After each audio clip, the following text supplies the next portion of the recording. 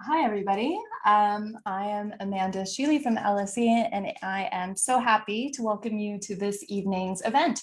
There is the title right in front of you. So as you will see, this lecture is co-sponsored by the Department of Social Policy at LSE, as well as the US Center as part of its Phelan Lecture Series.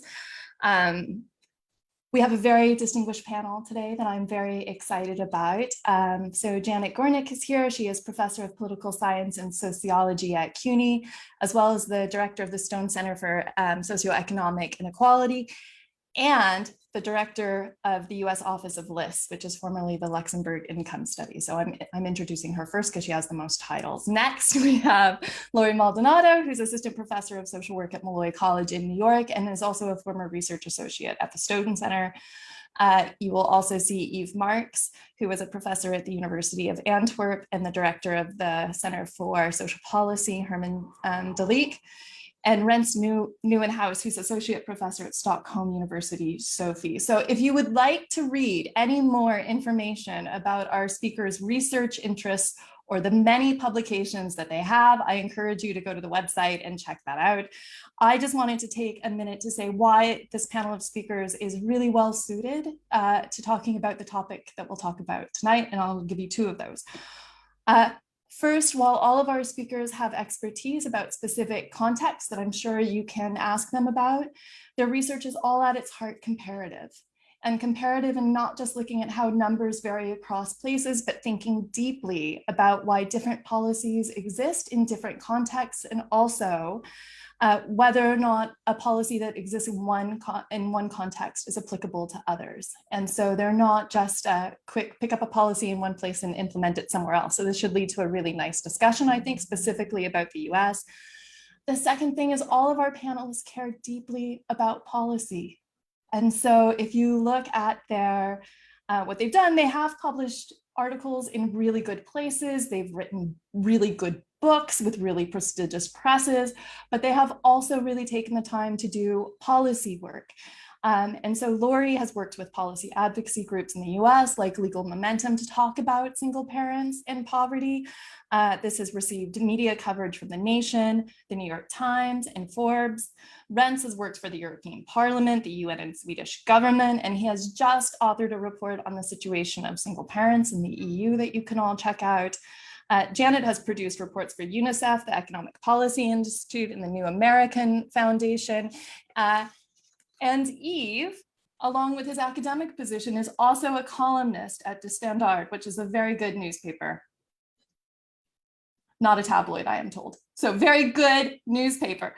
This concern about policy and this doing policy reports also means, first of all, that they're passionate about the topic, but as you will see today, it will also mean that they are excellent communicators. And so it's time to get started. I should say, please type your questions in the Q&A session. We will answer them after the panel finishes. I will direct questions to specific panelists. Also, if you would like to share anything about your comments, or you have thoughts, or just want to say something about the event, please use the hashtag LSE single parent. And the last thing that I need to say is, oh, look, it just showed up in the chat. The other thing is that this event is being recorded. So that is everything that I have to say. And now I will hand it over to Laurie. Thank you. Thank you. I'm grateful for the support of the LSE US Center and for this platform with my esteemed colleagues. We're delighted that you tuned in because we want to reach a broader audience to discuss policy suggestions for the US to improve the lives of single parents and their children. So I'll start by framing today's discussion. First, to better understand the US context, we have to discuss the historical piece of who is deserving and who is not deserving of public assistance, of aid. And so that brings us to our theme of where are all the welfare queens and the myth of the welfare queen.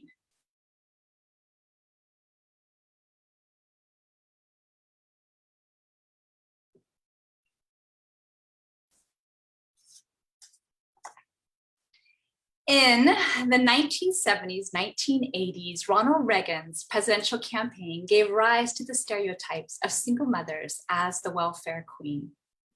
The intention behind the welfare queen was political.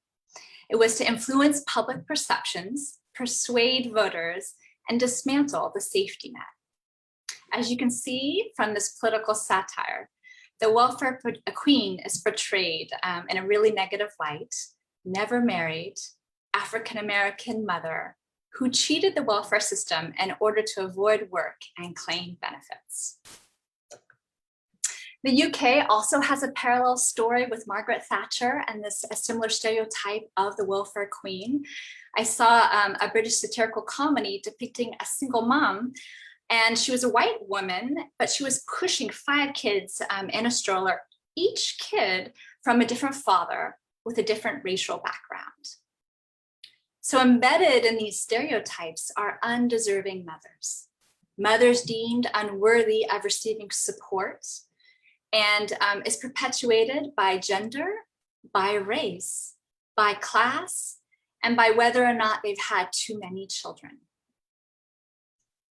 The welfare queen, this is a starting point for our discussion, and it really provides context to the US narrative. And I hope it raises some questions of, do these assumptions about single parent families exist? How has this image of the welfare queen and these stereotypes shaped US policy? And have they changed? Have they evolved over time? We're now looking at Biden's plan and the child cash benefits, but are those going to discourage mothers to work and undermine traditional values? I hope that poses some questions that I want the audience to think about and the panelists to ponder and to consider. Okay. Now let's turn to the research and to the data, to what we know about single parent families and policy, because it's very different than the stereotype that I showed you. It's a big departure. Single parents are quite diverse. They are very different pathways into single parenthood, never married or partnered, could be a widow, divorced. It could be a single parent by choice. Single parenthood is not a permanent state, but rather single parents transition in and out of single parenthood. Parents repartner, they remarry, children grow up. There are lone, sort of solo single parents where the parent might not be much in the picture. And there are single parents in shared parenting arrangements. So you have separated parents and they're co-parenting together. So single parents are not all alike and they require very different policy approaches. For example, a single parent with a newborn has very different policy needs than, say, a single parent whose children are much older. The single parent with a newborn might needs leave, a good job that has leave so she can care for the newborn and then return to work. And then shortly after, high quality childcare, right? The single parent that has the older children has to have adequate wages in the sense of where the single parent's able to save, right? And think about retirement. And so part of the journey and thinking about single parents is using a life course perspective, embracing this diversity to really figure out how to kind of make the best policies for single parents. So single parents are very different, but at the same time, they do share many things. Single parents are mostly mothers, although that's changing, and we are seeing an increase of single fathers. And, pre-pandemic, single parents were mostly working, right? And they have this common challenge of the single parent has one earner and one caregiver that's an adult in the household, right? And that makes it difficult to kind of balance it all.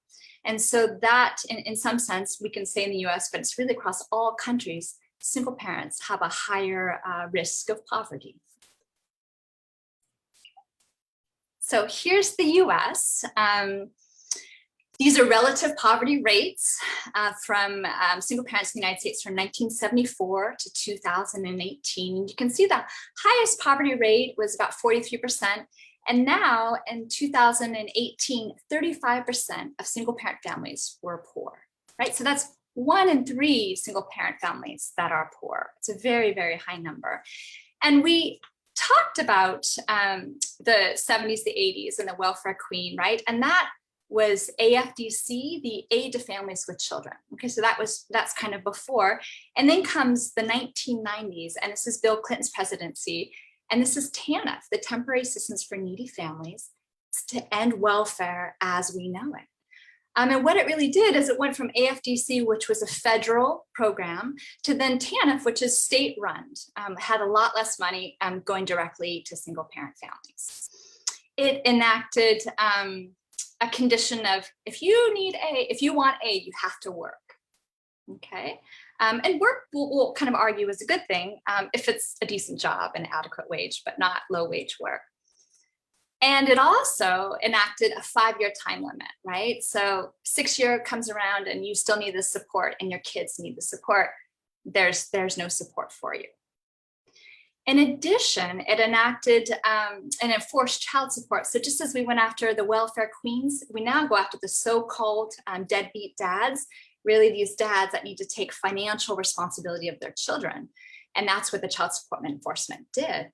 But if you were a family and you received public assistance, really what it did was the system would go after the father to get the payment for child support, but the state would take that money to recoup the state funds. That money would not go to the child, right? Some states have do like a Passover, $50 Passover to kind of incentivize it.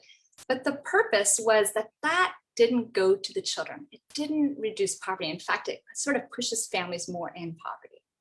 Okay, so I think, you know, we have this, yes, single parents are working, but we're going to sit there in lower wage jobs, and we're going to learn a bit from, Catherine Eden, Luke Schaefer's work of the hardship that single parents experience, and this idea of so many live on $2 a day, right? So this real hardship that they experience. And I think overall, when you look at this picture, I mean, this is almost 50 years, right, in the United States, and you see that poverty is high. It's definitely high the entire time. And, you know, the policy suggestions policy has basically been the same, which is to provide limited financial support and to modify the behavior of parents. Okay. So that's looking at the US. And I want you to think of that number of 35%, because now I'm going to look at the US in comparative.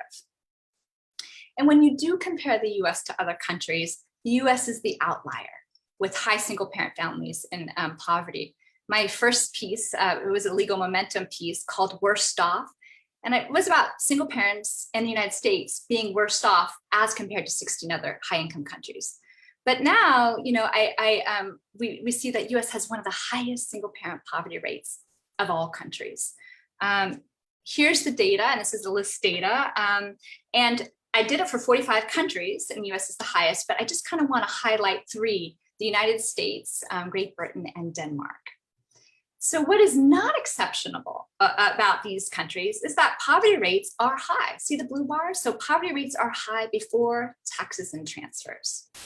The difference, the US stands out when there's high poverty with the red bars. So that's after accounting for taxes and transfers. For the United States, that's accounting for food stamps, SNAP, accounting for TANF, it's counting for earned income tax credit, right? So that's what that's doing. So yeah, you do see benefits, you know, go from 50% to 35%. You do see it making a big of a difference. But look at the UK here. This is an exceptional story. You know, poverty was at 62% and is now at 17%. And the UK is remarkable because it did have very similar trend lines to the United States, but they worked really hard and really put investments to reduce child poverty, so much so that it was more than 50%. And, you know, and one of the strategies they used was the cash child benefit, which we'll talk about in terms of Biden's plan. And we know that the child benefit, it helps all families with children in terms of reducing their poverty, but it helps single parent families more, right? So it's really going to the families that need it the most.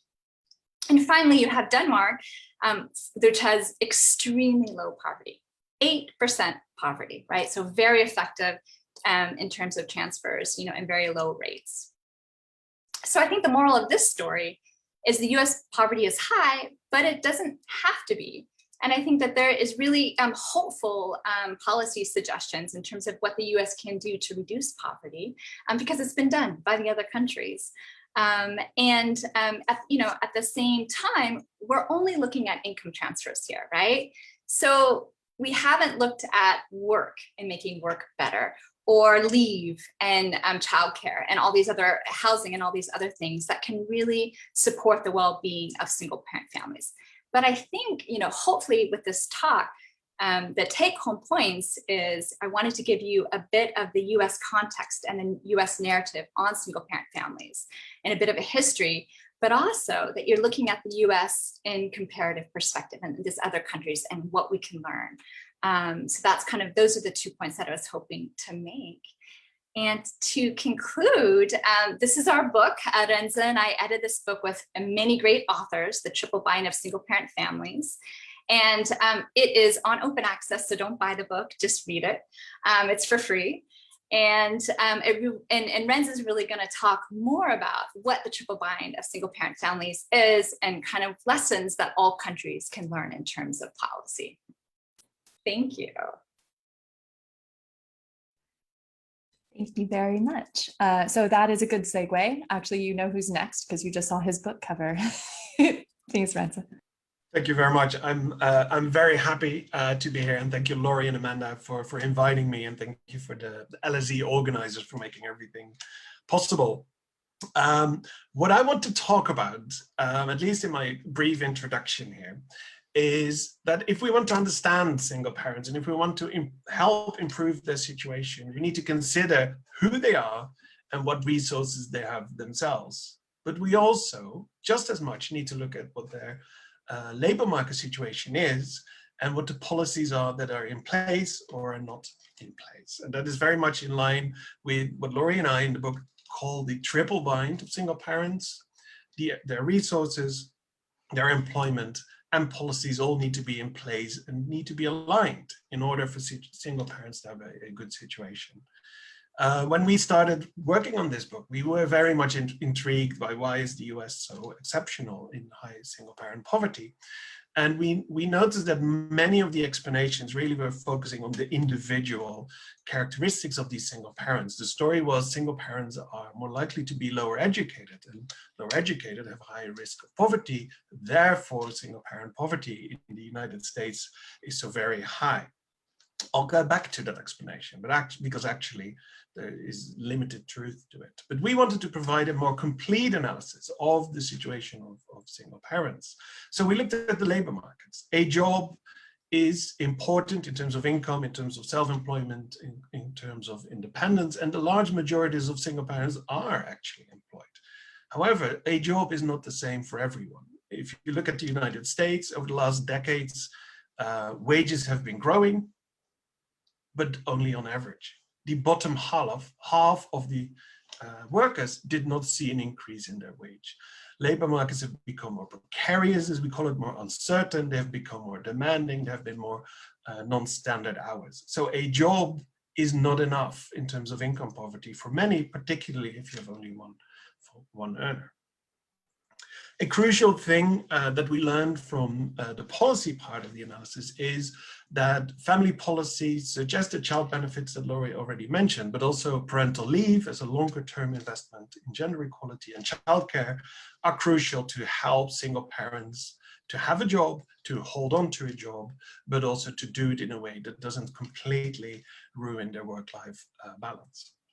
However, what we also learned, and that's, I think, a very important point in policy discussions on single parents, it's not only those gender equality-oriented family policies that matter, but also more typically class equality-oriented policies, such as income protection, minimum incomes, and unemployment benefits. For instance, in Sweden, which has very generous childcare, very affordable, very good quality, unemployment benefits, they were lowered, they were made less accessible, and this particularly hit single parents, and their poverty actually increased very much in Sweden. I can talk more about that in the Q&A.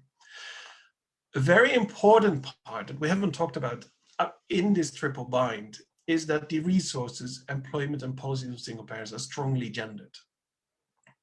it is still the majority of single parent households are still headed by mothers, by women.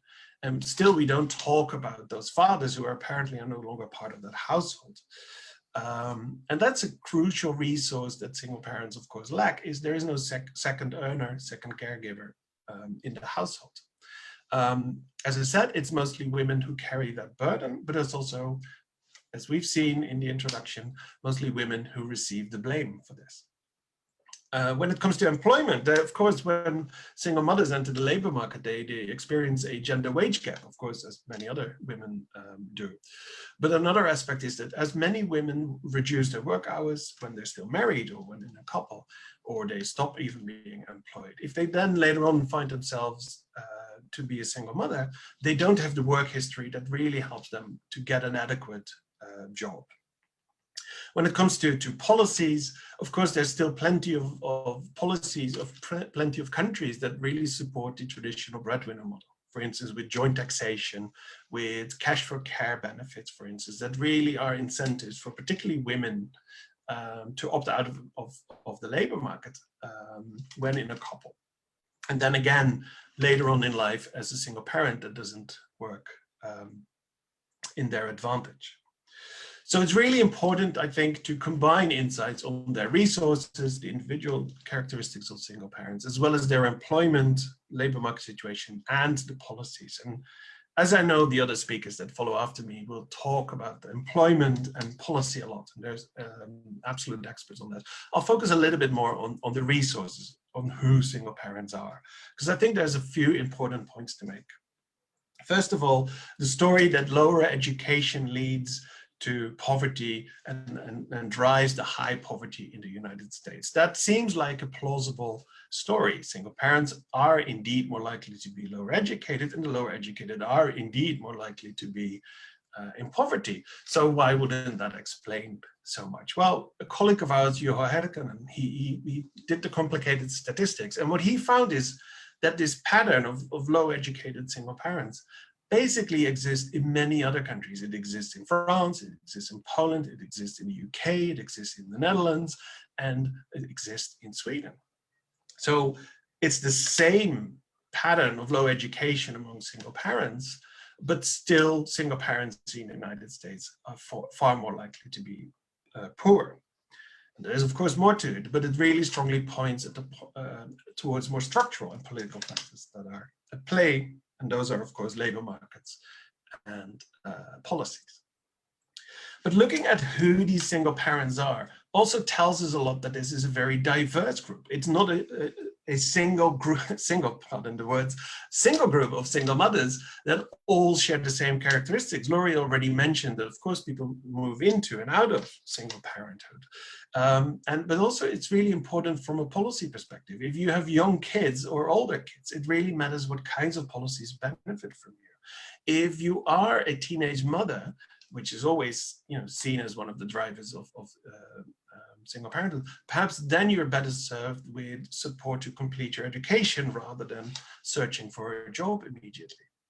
If we talk about employment and supporting or encouraging employment, which is of course what European and US governments do, then it's particularly the lower educated who ends up in those jobs that haven't seen any wage growth, and of course are more likely not to benefit from that employment. And perhaps this is my last point about this diversity among single parents. I think this is an important part, is also single parents are innovating. They are trying ways to make ends meet, to live their lives in ways that work. And if we look at this diversity of strategies that single parents take, we can learn from them what works well, and then we can learn and think about what helps. And I want to give one example, is that increasingly in a number of countries, particularly in the Nordics, but it is more general, fathers are much more involved after separation. And there is a lot to learn from this. And I immediately mentioned that there can be very important reasons that the involvement of both parents or the other parents after separation is not desirable, not beneficial, or not even possible. Those reasons exist, and those should be taken very seriously. However, what we learn in Sweden, but also in many other countries, is that those parents who choose the arrangements of their kids living equal amounts of times with both parents that have separated, that seems to be beneficial to those kids of the parents who make it work. So of course, this is a selective group. This is a group of parents who tend to be relatively well off even before separation. So we can't just generalize this finding, but still, I think it's really important to put that on the agenda. Another benefit seems to be that the single mothers who live in that, or have that arrangement with the father of the children, they are better able to work. Because of course, part of the childcare, if it's young kids, is lifted. And I think the benefits to the father who choose this arrangement are self-explanatory.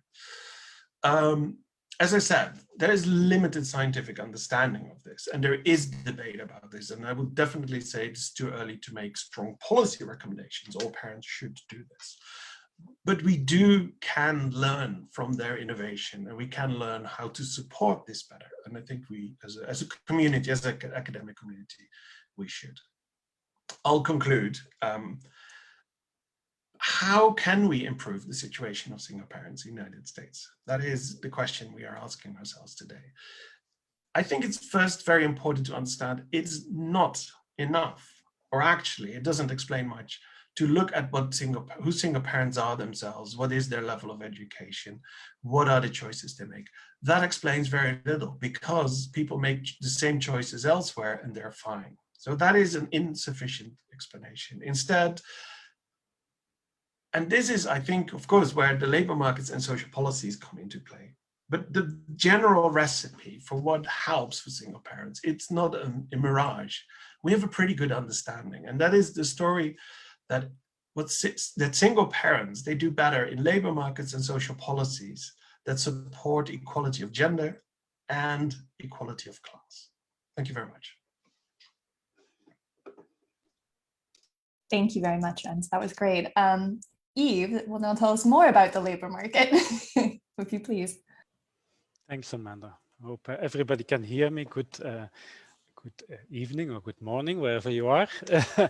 I will talk briefly about what countries do to ensure lone parents adequate incomes. That is what I will talk about, because that, and especially working lone parents, because that was, of course, the whole objective, not only in the US, to turn the welfare queens into responsible, self-reliant, hardworking people.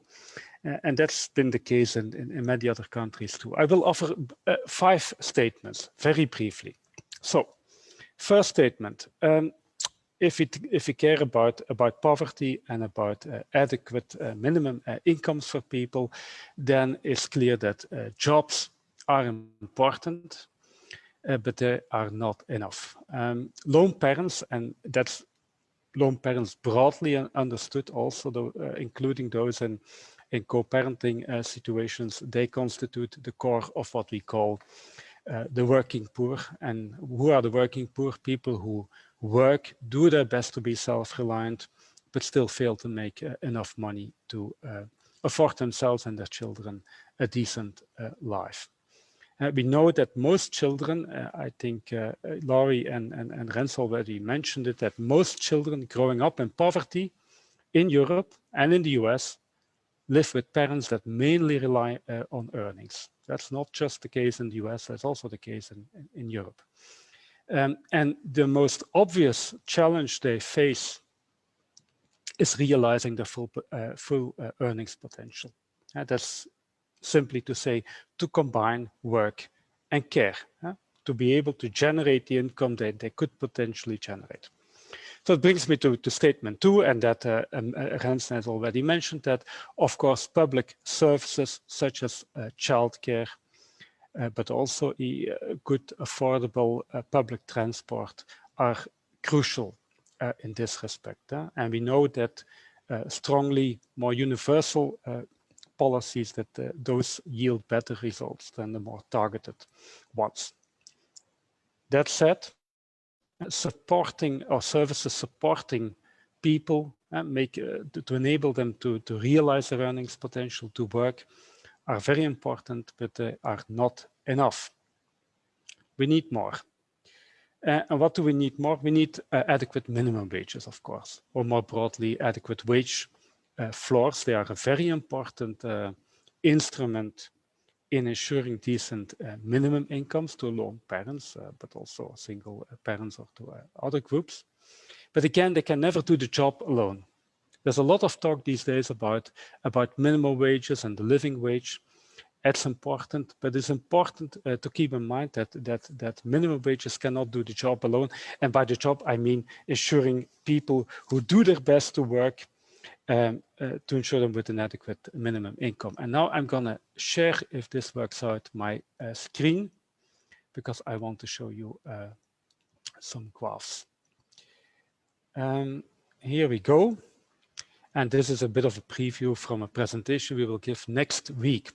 So what this graph shows is it's going to show what is the level of minimum income support given to a full-time working lone parent with 2 children in a range of countries, in a range of European countries. The US is also included, and hard as that is in itself, to work full-time, especially in a low-paid job. So, and that black line that you see is the poverty line, is a relative poverty line. So that means that corresponds, of course, to a different amount in each country. So obviously in the richer countries, the richer societies, that threshold is much higher as in the countries that are not as rich. So the level in Romania is, of course, much lower, say, than the level in Luxembourg. Now I'm going to show what is the level of the minimum wage in each and every country relative to the poverty line. Again, the black line is the poverty line.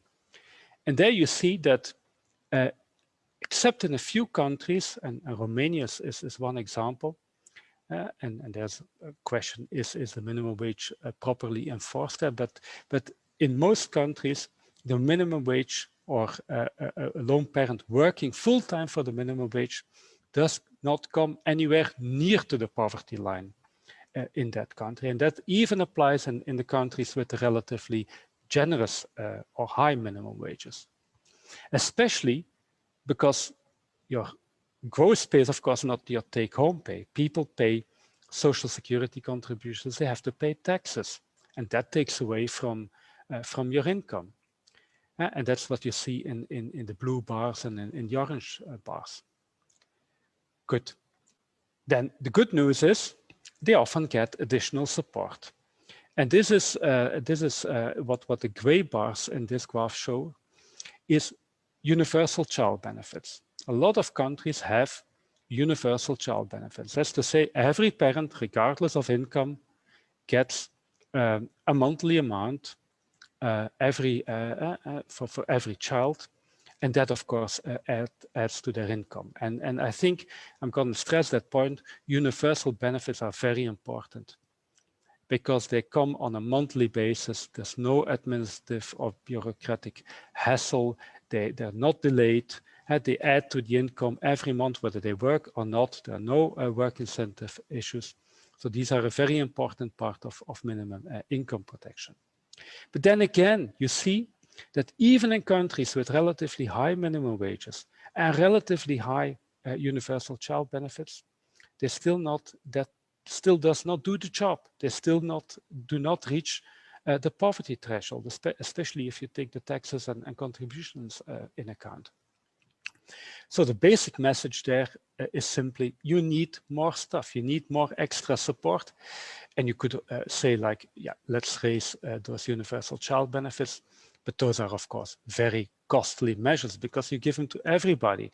And in the real world, resources are limited. So what you need is targeted support. And now I don't have the time to explain all this, but it basically shows a whole bunch of targeted supports that are given in the countries that are in the graph. And these can take the shape of housing benefits and heating allowances and extra allowances for care and so on. But basically what you see, and it's important to look now at the kind of diamond or rhombus shaped things in the graph. Those represent the net income, the net take-home income of a lone parent working for a minimum wage job, taking everything into account. And you see, and that's also the message that Laurie brought at the start, it can be done. If you want to provide adequate minimum incomes to hardworking lone parents with not a lot of earnings potential, you can do it. But it takes a lot. It takes minimum wages, it takes universal benefits, and all kinds of supplements. There's no one magic bullet, so to say. It needs a lot of stuff. And of course, the Americans among you are wondering, where is the US? Here is the US at this moment, where the American flag is.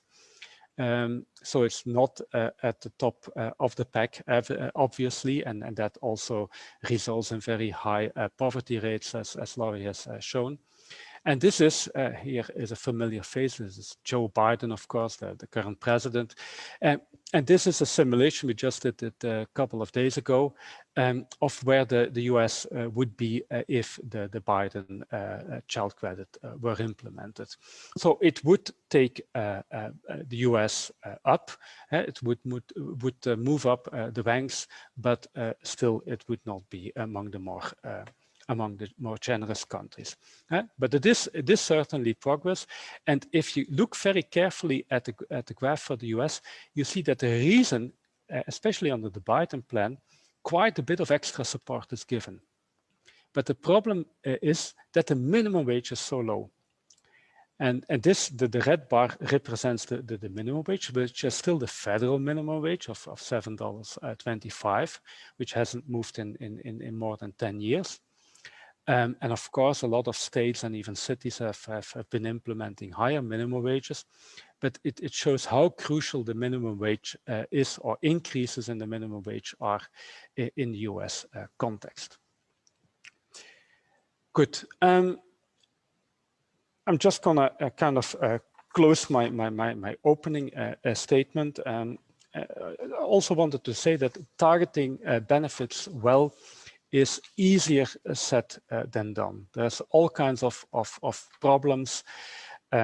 It requires an invasion of privacy. People need to give a lot of information. It requires a lot of bureaucracy, and that results in often in stigma and delayed payments and people not getting what they need in time. So targeting looks much better on paper often than or targeted benefits look much better on paper than they are in reality. But we can return to that. So to cut a long story short, and I'm going to end here. And so the best systems basically look like a well-stuffed lasagna. It's as simple as that. And so they have strong, or they have thick layers of universal support, supplemented by all kinds of targeted extras. And so if a policymaker or US policymaker would ask me what to do, I would say 5 things. First, support work through publicly funded childcare, but also good, affordable public transport, training, and so on. 2, set minimum wages as high as the local labor market can take without adverse employment effects, or at least put minimum wages on an upward trajectory. 3, keep taxes and social security contributions on low earnings to a minimum. 4, have universal or quasi, the child tax credit now is a quasi universal benefit, as a first extra layer of support for working households. And then 5, have targeted supplements for the most needy, including for lone parents. Thank you. Thank you so much, Yves. Janet, are you ready to close it out? I'm trying to think of a good baseball analogy, but I can't remember them right now. But you will get us there. Thank you. Thank you. Can everyone hear me? I was just turning off my mute. Terrific. Thank you, everyone. I'm honored to be a part of this panel. I want to take my time today to tell a story about the United States, one that's fundamentally historical. The extent to which this story is uniquely American is something that we can discuss perhaps after all the presentations. So just to clarify, I'm actually going to say very little about cross-national variation, as that ground has been very well covered. So what I want to do is to relate the rise and fall of the welfare queen in the United States. It's a fundamentally historical and political story that I'm telling. In doing that, I'm going to reiterate comments that Laurie made and also shift the narrative somewhat. In short, as I see it, the American welfare queen was born rather suddenly. She lived for about 20 years, and then I argue she met her demise. Saying goodbye to an ugly and distorted stereotype was, of course, reason to celebrate. But what I want to argue today is that what followed, a pernicious form of invisibility, maybe even worse, especially from a policy perspective for large numbers of poor single mothers in the United States. So let me just pause to note that I'm going to use the term welfare in the American sense to mean public support, usually cash for poor individuals and their families. And more specifically, I'm referring to the two main programs that Laurie mentioned, AFDC until 1996 and TANF after 1996. So as is well known by now, Ronald Reagan introduced the story of the welfare queen actually in 1976, 4 years before he was elected president. The original welfare queen was a unique and extreme case, a troubled woman named Linda Taylor, who committed various forms of welfare fraud and it's believed much more serious crimes. Reagan assumed office in 1981 and the story of the welfare queen took off. And what's important to note is that the welfare queen became a more generalized story, one that was embraced well beyond Ronald Reagan and his White House.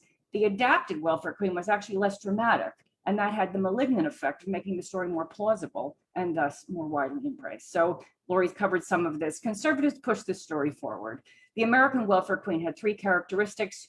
One, she didn't work for pay. Two, she bore many children out of wedlock. And three, although often left implicit, she was, of course, a Black woman. The forces pushing the welfare queen into public view were formidable. The anti-welfare forces in the public sphere were powerful. They included a motley bunch, if I may be blunt, of racists and misogynists, as well as others whose motivation was more rooted in American-style anti-government sentiment.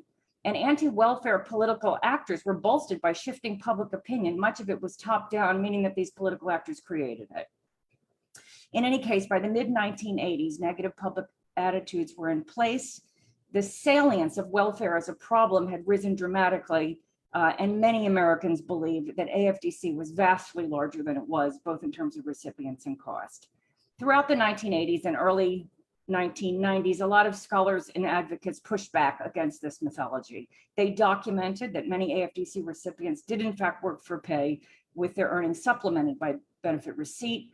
They also documented that the average number of children among AFDC recipients was 1.9, less than the national average. And despite their overrepresentation in photographs in the media, they documented that well fewer than half of AFDC recipients were Black.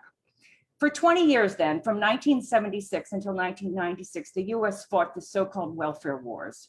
It's not a good use of time to rehash the whole complex and sordid history, but I think it's worth emphasizing a few points. One key point that I really want to convey is that features of US welfare policy and various policy reforms both gave birth to the welfare queen and paradoxically led to her demise. So on the eve of Reagan's election, AFDC rules did in fact include incentives that made it difficult for recipients to move off of AFDC and into paid work. Among other factors, departure from AFDC often meant the loss of health insurance, a terrifying prospect for parents, for low-income parents. And in a story that's still not told enough, Ronald Reagan worsened the calculus.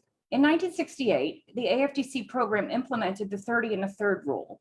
That was an income disregard that allowed recipients to keep a portion of their earnings without loss of benefits. The 30 and the third rule was viewed as a landmark legislation aimed at increasing incentives for paid work among AFDC recipients. In 1981, under Reagan, the 30 and a third rule was abolished. And that perhaps paradoxically strengthened the tale of the welfare queen. Starting in 1981, AFD recipients were deterred from working for pay to any substantial degree, which created the very link between AFD receipt and worklessness that was at the heart of Reagan's story. Some historians have argued that that's exactly what motivated that important policy change. So my point again is that features of AFDC worsened the welfare queen's story, and opponents of the program exploited that. So let's jump ahead to 1996.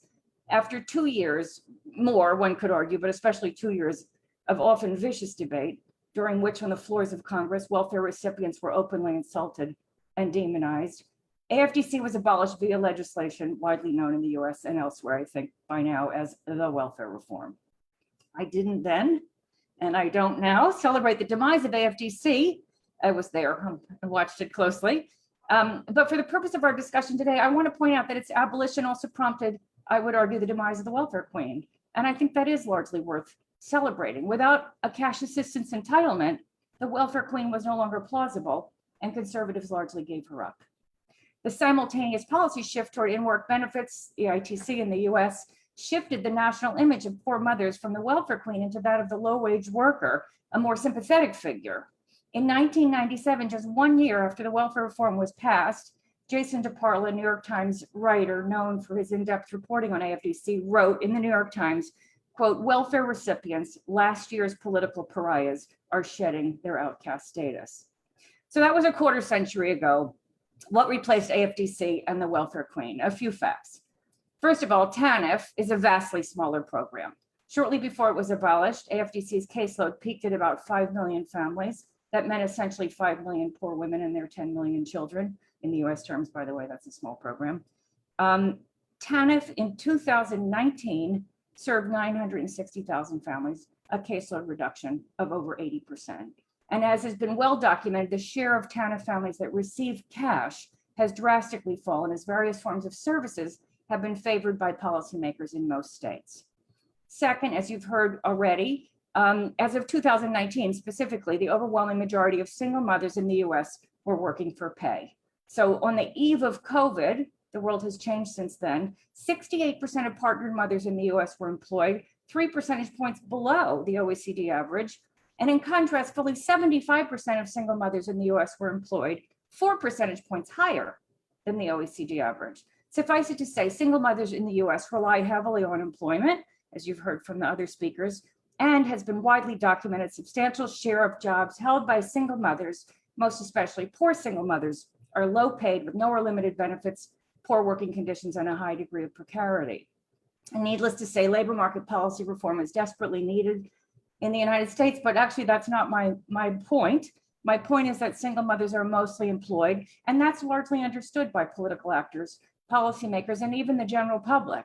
It's also consistent with the fact that at least before COVID, we experienced many high visibility election cycles in the US, during which essentially no one mentioned welfare or welfare recipients.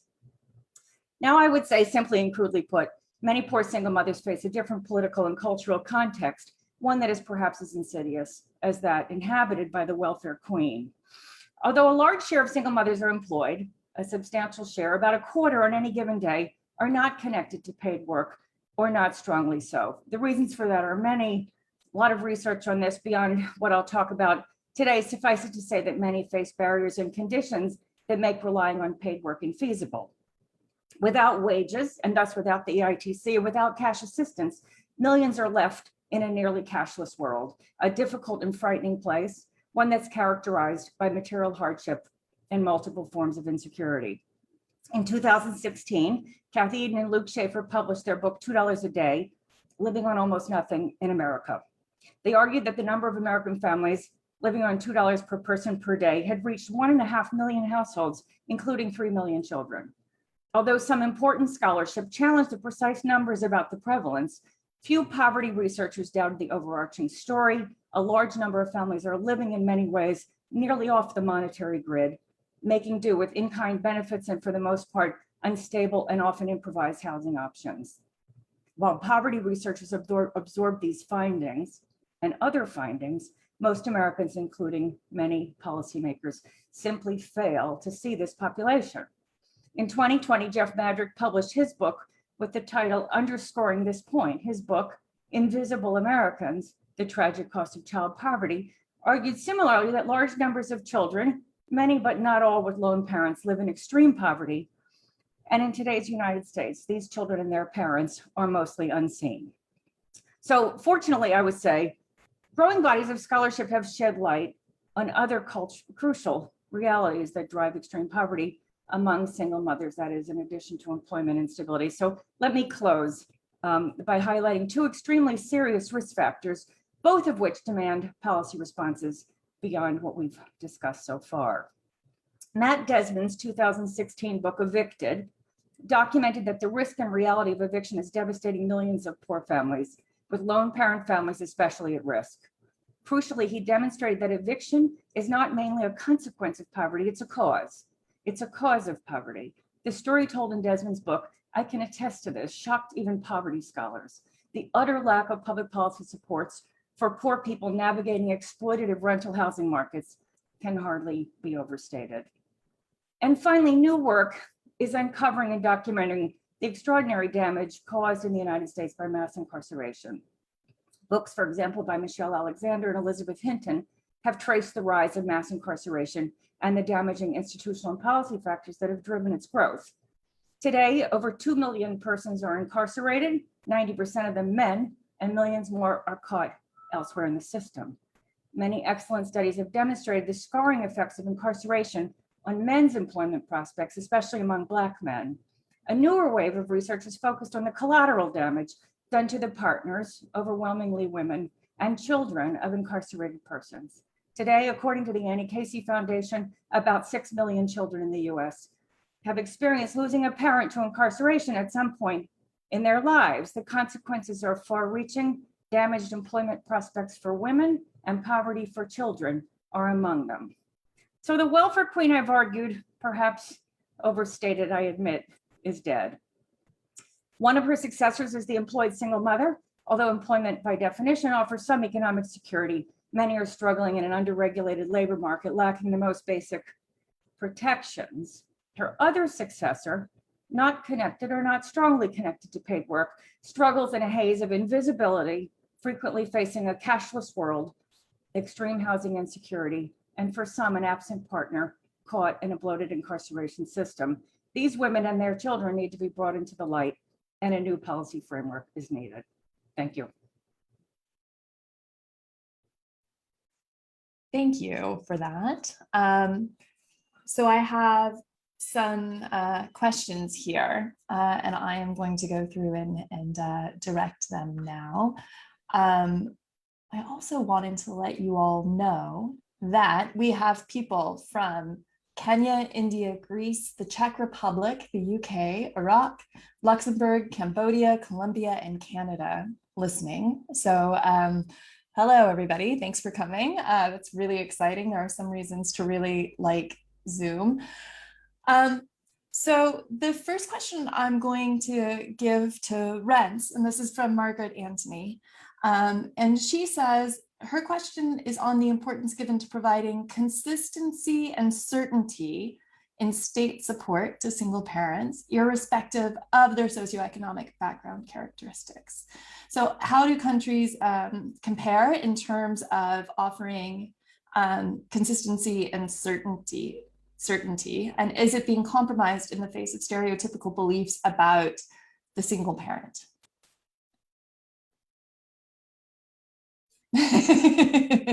Deep breath. That is a £1 million question of policy design, and I think it touches on the point that making good policy is hard to do. Let me try to give two answers to the question on consistency. The first thing is that policies need to be in place for a long time to be really effective. It's not we implement a policy. It's not we implement childcare tomorrow, and yes, there will be benefits tomorrow, but the real benefits will grow over time as people get accustomed to it, change their choices, change their work arrangements, and start to support the policy, which also allows to extend it. Swedish commitment to gender equality didn't come overnight. It didn't leave overnight. It's a continued commitment since, well, at least the 50s. And over time, that has grown into what is now considered a relatively gender equal country through these policies, and of course, headed by a government that identifies as feminist. The other part to this, so that's really important. And I think in terms of childcare, to continue with that policy, the Netherlands has seen more benefits than less benefits. There are also some other problems that we can talk about later. And the use of it is much lower because the fluctuation back and forth of more and less support to good childcare. The other point, I think it goes back to what Eva said about the lasagna. The more universal a policy is, the better it is used. And even though it seems very attractive to, oh, we only give policies or access to the policy to those who need it most, so we target policies, so we set extra rules to check whether someone is eligible or should be eligible. That seems like a strategy that may give you very cheap, relatively affordable policy. But the problem is, the more complex you make a policy, the more rules you install, the fewer people will actually use it. And it might not actually be the case that people do use it. So now I'm going to cite not my own research, but that by Wim van Lanker, who may or may not be in the audience today. Can't see him though. He studies this inequality in childcare use, and he does show that it's not about how much a government spends on childcare that increases the inequality in who uses it. And it tends to be that parents with higher education who can earn more use it more. No, but it seems more the universal access that all parents can use childcare that seems to be associated with more equal levels of use. So you see this, he calculates the score for inequality, and it's much higher in, for instance, Ireland, Poland, the UK, than it is in Denmark and in Sweden. Because in Sweden, every child has access to childcare, which is of good quality. You actually have the right to go to have childcare, and otherwise you can call the municipality and demand a place in childcare. And everyone pays the same 3% of their household income up to a certain limit. So it's a very universal policy, and therefore you see the use is, that's part of the reason why the use is so much more equal. Of course, I know Eva can say a lot about this universalism and targeting as well. I hope that partially answered the question. Thank you. Yeah, and so Eva, I was wondering actually if you could say a little bit more about universal versus targeting. In your remarks, you had talked about how targeting was hard, right? And so, so you were in I think at least 3 of you talked about universal child benefit as a way of thinking about this, and you also talked about inadequate minimum wages. So one policy that I've heard about a lot is the basic income. So, is the basic income the lasagna noodle, or is that the solution, or how could you talk a little bit about that, please? Yeah, that's the inevitable question that always comes up in every debate. What do you think about basic income? But perhaps to return to Rense's point, so the whole idea, and that relates directly to basic income, the whole idea of, or the balance, getting the balance right between universal benefits and universal services versus the more targeted ones.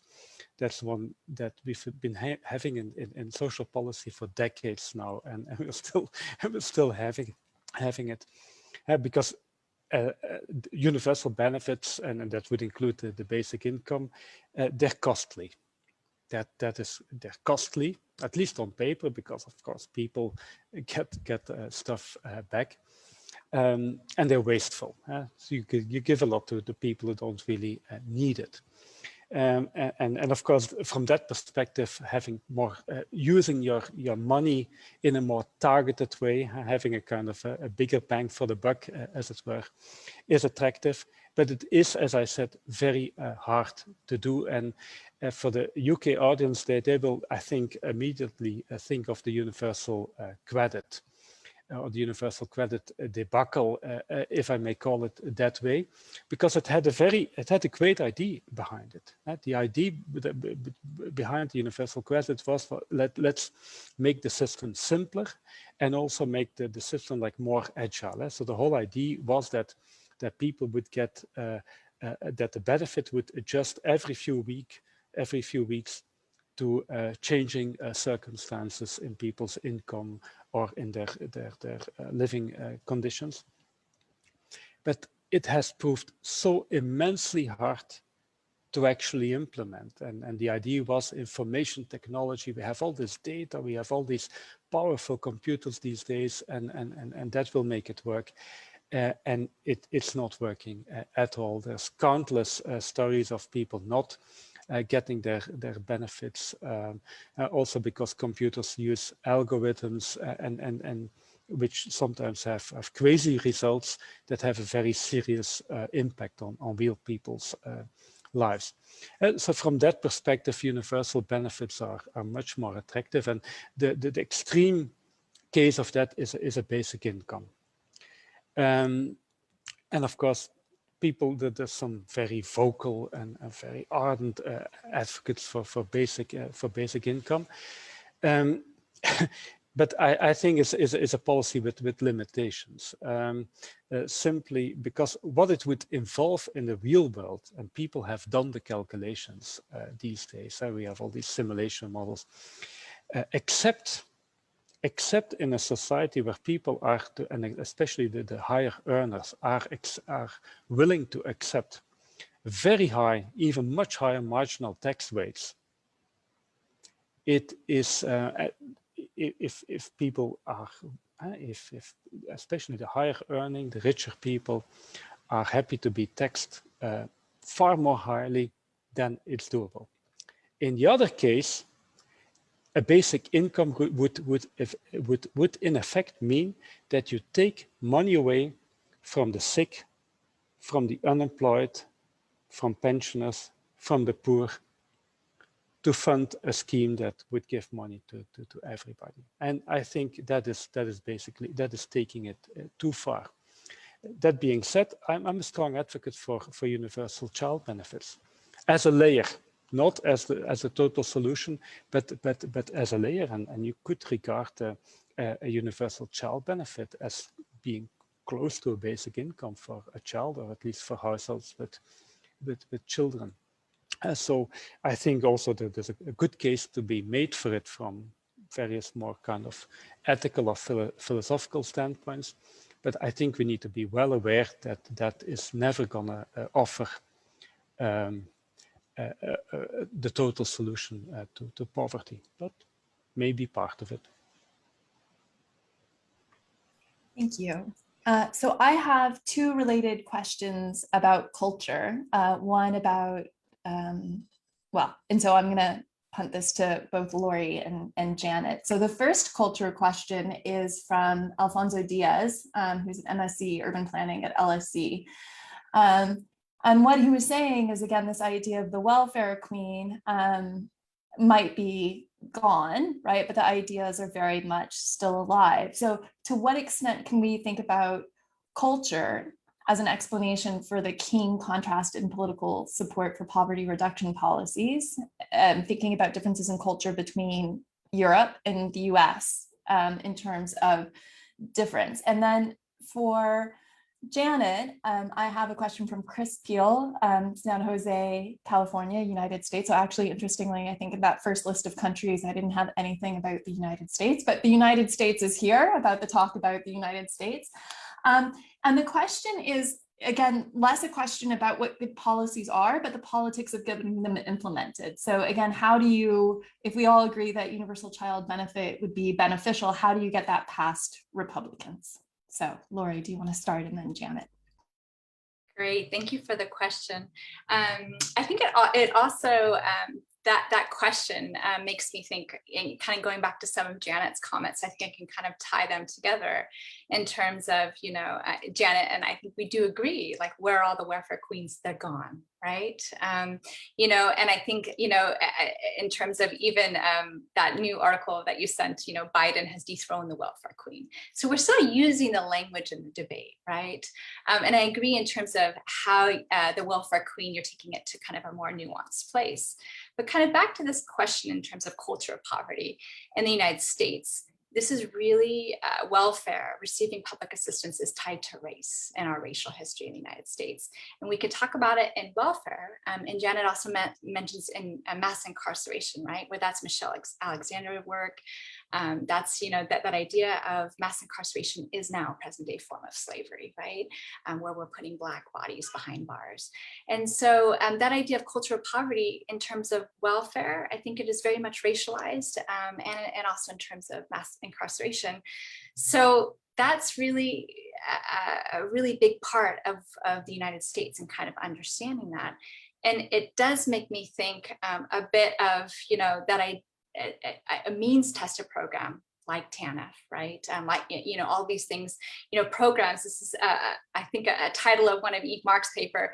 Programs that are for poor people are poor designed programs, right? This idea of when it's means tested, especially in the United States, because the United States is a bit racially charged, that they're really meager. So TANF really meager. I mean, this is like not even reduces poverty by 5%, right? The EITC does so much more in terms of reducing poverty. So it brings us to, again, this universal targeting. It brings us to, TANF is not working. I mean, we see that the high poverty rates. EITC it needs to be expanded, right? Child allowance universal will help all, and we see that they help single parent families more. And that kind of gets it around it of like, if you really want to have people, middle class, buying into policies, that in some sense, some of them need to be universal. Thank you for that. Janet, do you want to talk about lawmakers? Yes, let me say a bit. First of all, my argument that the welfare queen is dead, has specificity to it. I certainly don't mean that's the death of resentment towards public programs, especially among conservatives. And it obviously wasn't the end of racism and misogyny and all that. That would be obviously completely naive and overstated. The political situation of the United States and in other countries, but especially here, it's mysterious and it's volatile and it's ever changing. So just a few things to say that the question referenced Romney, and indeed the candidate Romney, who's now of course considered, well, even then I guess was considered a moderate Republican. Now he's among the very few. Made this speech, which was caught on video. It was not supposed to be, in which he talked about 40% of Americans being takers, meaning that they received benefits and didn't pay taxes. The tape was leaked and there was an outcry, and the person who asked the question, and it's a very good one, sort of, the premise seems to be, even this kind of reasonable human being made that claim. The fact is, I think it cost him the election. It was a political loser at the time. And partly because very quickly, of course, this story was corrected that, most of these people who were, quote, not paying taxes the vast majority were retired or they were students. And of course, he totally misunderstood that they weren't paying other forms of taxes and all that. But it's pretty widely agreed that it caused him to plunge in the polls. It wasn't well received. So just to point to the larger point, why wasn't it well received? Partly because Romney was still in the aftermath of the Great Recession. And I mean, this is a really hugely maybe simplified point, but it's famous in the United States we are famous for big swings between, poverty is caused by, it's cultural, it's structural, it's cultural, it's structural, it's cultural, it's caused by bad behavior and bad judgment and lack of, capacity to discipline one's instincts and all that. And if it's structure, it's obviously it's imposed from the outside. Those swings, in the 1870s, it was sort of culture, and there was a big depression in the 1890s, and the progressive era was born, and we switched to sort of structure. And then we had, the roaring 20s, and we switched back a bit more towards culture. And then came the Great Depression, and it was sort of back to structure. Anyway, that's very simplified. But when it's evident that exogenous forces are at work and that people are not simply lazy and unmotivated, Americans across the political spectrum are much more supportive of income supports, for working class and low income households. And the completely obvious example right now is COVID. So COVID hit, the United States and obviously the entire world. It hit the US fairly early. And, the disruption to the labor market was massive. And we've seen and then of course the White House turned over. I won't comment because it's supposed to be an academic panel, but we've seen the most progressive public policy in almost 50 years. And indeed, this child benefit is now sunsetted. It's temporary, but this is the question. Are we at an inflection point where this double Democratic Congress and Biden and some shifting public opinion, greater awareness of the need for childcare and labor market supports and all of that. Is this a time when the Democrats can grab this moment and make that child benefit permanent? That would be enormous. And the Republican pushback is pretty feeble. So anyway, I don't want to go on too long, but while the Democrats are pushing forth, universal child benefits, the Republicans are arguing over whether January 6th happened or not, and whether we have, whether Dr. Seuss isn't being published because woke people don't like it. So they are backing away from most of these fights right now. What's going to look like in 5 years or 10 years is anybody's guess. Janet, also, could you, I appreciate you commenting on Biden's plan, and can you comment on also maybe the hope of family leave, paid leave, and childcare? Well, I mean, the whole, I think, Laurie, I must have said this to you at some point. I've been following U.S. social welfare policy for 40 years. What can I say? I joined the staff of the Urban Institute in 1980, right when Reagan was elected. I've seen a lot of things in my life. I never thought I would see what we've seen in the last few months. Work-family reconciliation policy advocates have been talking about childcare and leave for decades. Biden selected an economic council that included one of the world's leading advocates of leave and childcare, and they are pushing it forward. Now it's limited still, for public employees, and by European standards it's limited. But and again, I mean, at this I have to say, I'm saying as an observer, as a reader of the newspaper, of somebody in the world. I'm not actually studying public opinion as a scholar, so I have that caveat. But there is just no question that the public debates are shifting, and and actually, just to say one more thing that goes back to my claim about the death of the welfare queen, one of the things that did come with 1996 was a recognition that people cannot work for pay without childcare, that single parents in particular can't work for pay without childcare. The death of AFDC did cause a certain rise in public investments in childcare, which actually then trickled up. And now I think we're getting the same discussion about leave. So I think this is the moment for leave and childcare. And even the conservatives are really not pushing back terribly much on this either. Thank you. Sticking with culture for just one more minute, and this one I will start with Rense and then see if Eve wants to comment as well. And this one is from Aimzan Istayeva, I hope, PhD in sociology at the University of Minnesota, but MSc in gender studies research at LSE, so jumped the pond.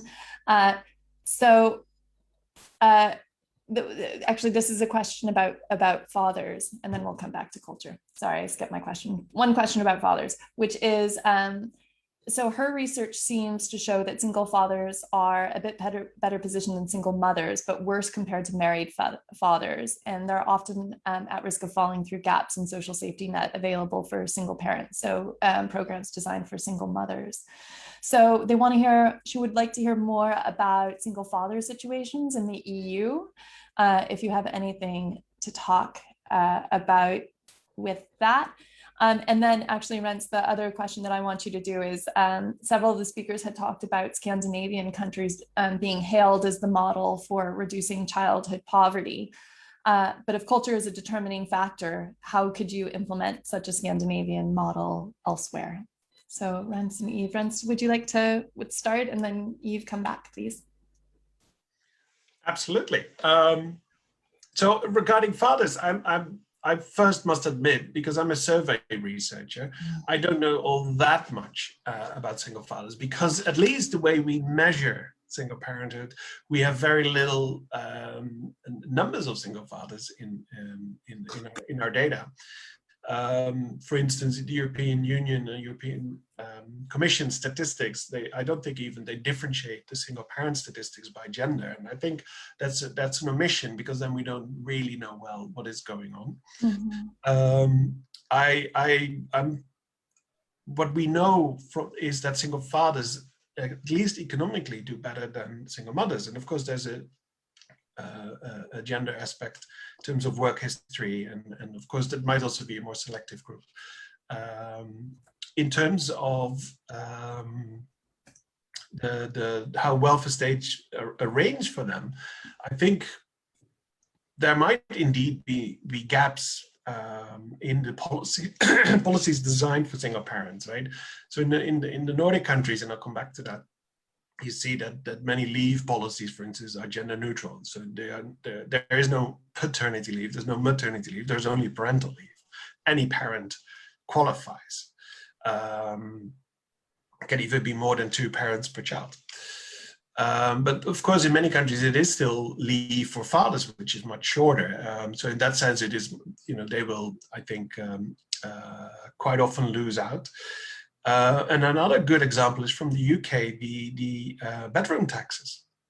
When I think there was a year or 5 ago or something, the idea that if a single father who, let's say, shares the residence of the child with the mother, their former partner, but then if they are receiving any benefits, but also want to receive the child a few days per week in their home, or every other week, for instance, in their home, and have an extra bedroom to make space for the child, then actually they are their benefits are reduced because they live too large for whatever household they are forming, according to the letter of the law. So I think that's just an example, but I think if you start looking into that in more detail, then you will find a lot of these discrepancies. And if you are indeed, as a PhD at LSE, if I got that right, studying that, I think that's super interesting, and I'd be very much interested to hear more. Well, then the question, so can we, it's at least a million kroner question, can we export the Swedish model or the Nordic model to other countries? Well, not overnight. That's not how it works. The Swedish model as it is now didn't emerge out of nothing overnight. That took decades of commitment. And I think of course, ultimately, it's a political choice. What kind of policies do you want in your country? And it's it's up to the electorate. But I think the important story to tell here is we're not supporting specific groups who should take their own responsibility, but these policies benefit everyone, and they benefit the economy, and they reduce inequality, and they help support a healthy, well-educated new generation. So I think that is a story, and everyone benefits. People who do not have kids benefit from the existence of childcare, because your colleague will be at work more effective, or more entertaining. So I think that is a story to tell, as political strategy, perhaps. Will it happen overnight? I don't think so. Thank you. I just have Laurie, go ahead. A follow-up question to Rense, because I really appreciate you talking about, I've always been like, why don't I just leave the United States and go to Sweden, right? Just because of the robust support. But there is one paper I'm thinking of the diminishing power of one, that even in Sweden, single parents are struggling. And if you can say a little bit more about that narrative, I think it would be helpful. Okay, thank you. Yes, but that actually is a really a good segue. That yes, Sweden has this long commitment and fairly effective results in terms of gender equality, and in that sense, single parents, even if they lose their job, their kids have, and they themselves, but also the kids have access to school or childcare, to healthcare, etc. So in many ways, that is a very strong model in terms of equality. However, and I briefly mentioned it in my introduction, that after 2000, or leading up to 2006, particularly after that, unemployment benefits, the levels became increasingly low, and it became much more difficult to qualify. And what happened is that in the evaluations of those policies, the message was, oh, this didn't increase poverty by all that much. But that is in dual earner Sweden, where many who lose their job have a second earner in the household who can, for a while, compensate for the loss of that income. And at least in the shorter run, as in the first few months or the first half year, perhaps even the first year, economically, that's fine for people. However, if you do not have a second earner in the household, and of course that is predominantly singles and single parents in Sweden, then losing your job in these new conditions of the unemployment benefits almost instantly meant that you would live in poverty. And we saw, due to that change, despite there's generous parental leave, there's good quality, affordable childcare, in 1990, 6% of single parents lived in poverty. In 2010, it was 28%, almost 1 in 3. And that is not in full, but in important part linked to that transition into in unemployment benefits. So I think that goes back to my point. So thank you for allowing me to make that segue, Laurie. That goes back to my point that we do not only need to look at, family policies that we typically consider when we talk about gender equality. We really also need to consider class equality policies, so to speak, such as unemployment benefits and minimum income protection. Thank you. So I have a question from the Lord Mackay of Clashburn, who is a member of the all-party British American Parliamentary Group here in the UK. And the question is, how should parents who are single because they are deserted by a wealthy husband be dealt with? So a lot of what we've been talking about has been around poor single mothers. So Janet, would you take that one, please? This is an interesting question. How should parents who are single because they're deserted by a wealthy husband? I have to confess, I do not know the demographics on that. I don't know the prevalence or what exactly that means. But I mean, I think I don't mean to make light of it. Many countries, and in the U.S. especially, many states have child support law. The United States has a child support law, as do many countries. The level of enforcement, the extent to which it's preemptive, really varies. But presumably, single parents who have wealthy non-custodial partners should have some, sort of compensation through a well-enforced child support system. And indeed, it is actually interesting. The question about wealthy, I mean, I think it's a somewhat marginal question only in the sense of the prevalence, but it is something that's been debated a lot as to whether child support levels should be set for sort of a minimum level of subsistence or a comfortable level of subsistence, or to retain, an earlier standard of living, and that still remains an open question. Thank you. I appreciate the question because, for the majority, we're talking about the high risk of poverty of single parents, but, there is also other divorce of a wealthy husband. And it does remind me of the history of child support. That really was for, protecting mothers from the husband leaving, right? And going after him. So that was really kind of the intent, and sort of some of that resonates today. But it is that the family should have, and the children should have the same economic well-being, right? And so kind of finding supports around that to support them. But it kind of brings me, so sure, child support is one, alimony, right? Those other kind of things. But also, is it a situation where can the parents co-parent, right? And what that looks like. And to think about involving the father, but not in sort of that deadbeat dad welfare queen model of like, okay, he has to pay or he has to financially support. But can we really involve the father, for the well-being of the children and more of these gender roles of working and caring for the children? And I think that applies to across classes, right? That's something that we really, really want to do for families and what that looks like, right? That, of both kind of coming in together. And I do think, that there are some policies that could support that, right?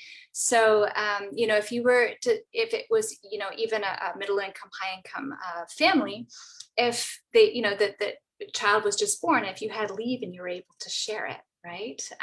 So Sweden, I'm highlighting Sweden just because Rense is sitting in the room, but they've got leave up until the child is about 8.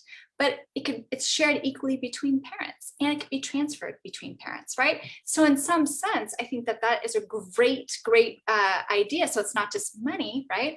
But that you're also investing in fathers, investing in mothers, which is investing in children and creating more of this work-family balance. And even, I think, Rense, you can kind of highlight this, but if there are separated parents, that you can't transfer the leave. So, this parent can take one, that could take the other. But it makes it where, like, even if they are separated, it's an easy transaction to do. And, it's in sort of, if that's a scenario where it's in the best case for the children, then so be it. So I do appreciate the question because it does think us, we are talking about poverty, but a lot of these do apply to middle and high income. Can I just add to that? I don't know that it's called upon, but I want to say 2 things. Actually, I think Laurie's absolutely right to point to the fact that leave designs really matter for the incentives for fathers to take. But actually, I think maybe, Laurie, you said that awfully quickly. It's actually non-transferable leave that is the incentive for fathers. So what in many countries, not just the Nordic countries, but many now, men and women get individual rights to leave and they can't transfer them to their partners. That's the way that has vastly increased men's take up to leave benefits. And that's absolutely correct that non-custodial parents can be invited into that system. But I just do want to say one other thing that I think, and again, I don't mean to, make light of the question because it's an interesting one. The fathers of the most solo parents' children are mostly poor.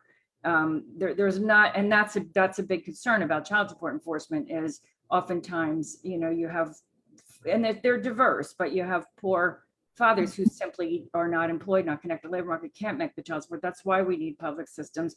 And in fact, a lot of poor men who are in arrears on their child support are imprisoned, which makes it impossible for them to A, make up the arrears, and B, to go back to work. And several, I know I'm sort of maybe, well, I don't know if it's off the topic, several of the high profile police killings in this country were, especially a well-known one in South Carolina, were men, unarmed men, shot in the back because they were running from the police. And the reason they were running is they were in child support arrears and they were afraid of being behind bars and they just wanted to get away. So it's an incredibly problematic system when we end up with the poor fathers with few resources, and then we're forcing them into institutional situations where they cannot make up the arrears or rejoin. So I think we need to be more concerned about the single mothers whose children's fathers are poor than the wealthy.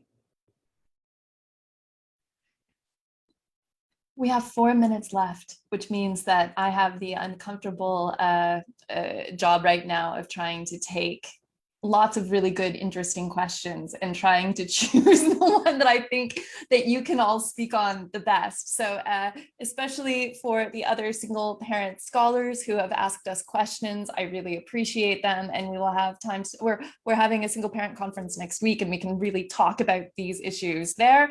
But right now I'm going to focus on one other question from Priscilla Agatha Suleiman, who is an undergraduate student at from the University of Indonesia in Indonesia. And she has a question that she thinks applies to all speakers. So what she's saying actually is to think not just in the US, but for relatively conservative countries, such as my home country, where people's views on single mothers have always been negative. How can policymakers navigate stigma and negative attitudes towards single mother in creating a social welfare program that can benefit them? And one of the things that I like about this question is to what extent, and this gets back to, I think, some of Eve's stuff around universal and targeting, to what extent can you have a program that helps single mothers if single mothers are stigmatized that will then be accepted? So let's go through the order that everybody spoke, and you have 45 seconds to answer this very good question. No, actually, I'll give you a minute each. So we'll go Laurie, Rense, Eve, and Janet. Okay. I'm going to pass off to Eve first because I know he has a good answer. Thanks, Laurie. No, I don't have at all. I only had a good answer to the question by the Lord Mackay, because the obvious answer was she should look for a very good, vicious lawyer. But the other question, I'm going to pass that. That's a harder one. I'm going to pass that on to Rense and Janet. Seems like I'm getting all the difficult questions. I think the short answer to how I would recommend a policymaker who wants to implement these kind of policies in a conservative country to try to emphasize the common ground and the common challenges that single parents face, or single fathers for that matter.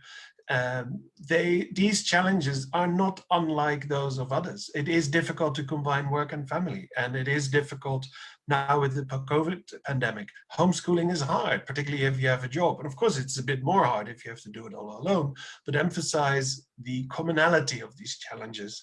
And also, of course, what I said before, then the solutions to that, childcare, leave in order to be able to provide homeschooling, they benefit all families with children. I'm going to venture a guess that the person who asked this question can answer it much better than any of us can probably answer it. And it's an excellent question. I think what my colleagues have hinted at, obviously, are universal programs are always advantageous in this political context of wrapping stigmatized groups into the benefit system. But I think I want to close on, I think I'm really impressed and touched that you asked this question, because what we need to think about is that the world is now a global place. And we have spent most of our time, I'm going to speak for my colleagues here, studying rich countries and maybe upper middle income countries. And it's time that all of us look, as we are doing at LIST, the data source that many people talked about, and that we try to look in a much more unified way to look at the overlapping realities between Europe and the OECD countries and this enormous dynamic country known as Indonesia, and many others. So I'm glad you asked that question. We should have said at the beginning, probably, that our comments at this point are mostly focused on the rich countries, simply because that's where we've had the data, that's where our intellectual communities have been, but that's changing. And hopefully we will have a better answer for you when we reconvene this panel in about 10 years. And until then, I think you have the best answer to that question. And I wish we had the opportunity to hear it from you. We have reached our time. I know if we were in person, then that means that we could actually engage in this a little bit more. I would like to thank the panelists and everybody for joining us today on this topic. I hope that it has inspired some questions and some ideas, probably more questions than answers, though I appreciate the panelists doing their best to try their answers. So again, if you have any thoughts that you want to share, you can use the hashtag LSE single parent if you have any thoughts or comments to share. And thank you for joining us.